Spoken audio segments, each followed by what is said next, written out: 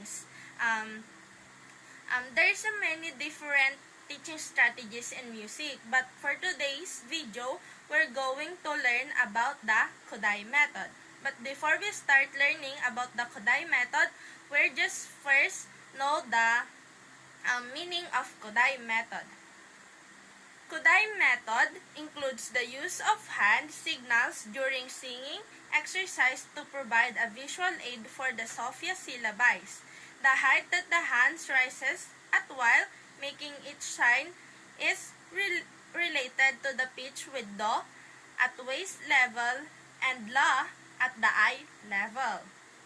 Okay, so that is the meaning of Kodály method. And the second meaning of Kodály method is the Kodály method also refers to as the Kodály concept. It is an approach to music education developed in Hungary during the mid-20th century by Zoltán Kodály. His philosophy of education served as inspiration for the method, which was then developed over a number of years by his associate.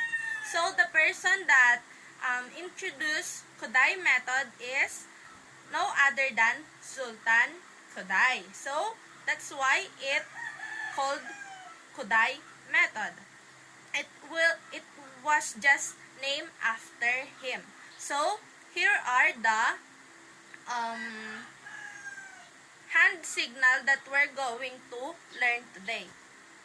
Okay, now we're going to learn the hand signal of Kodály method. So the first hand signal is the do. It looks like this. Your hands we're going to make a fist of your hand and then you're going to bend here. That. So when the hand is like this, it's called do. Okay? Do. And then next is re. Your hands will look like this. You're just going to open your hands and then it's like a slide down. When the hand signals look like this, it will call re. So next is mi. You're going just to bend your hands here. Like this. It is the hand signal of mi. And then the fa.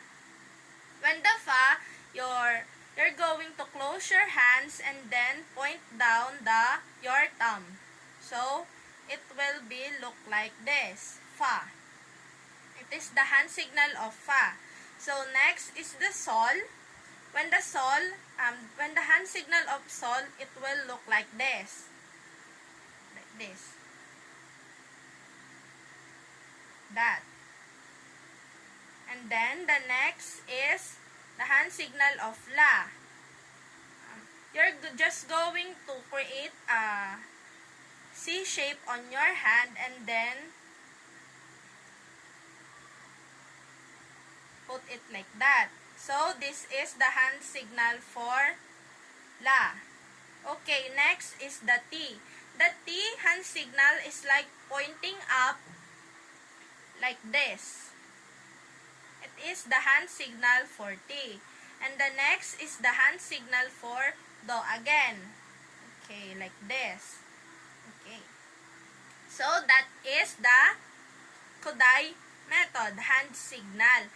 It is used to help the singers to know the pitch of their music. So that is our lesson for today. That is the Kodály method. So your next activity is to memorize the hand signal of Kodály method, and there we're going to perform it here in front tomorrow. So that's it for today.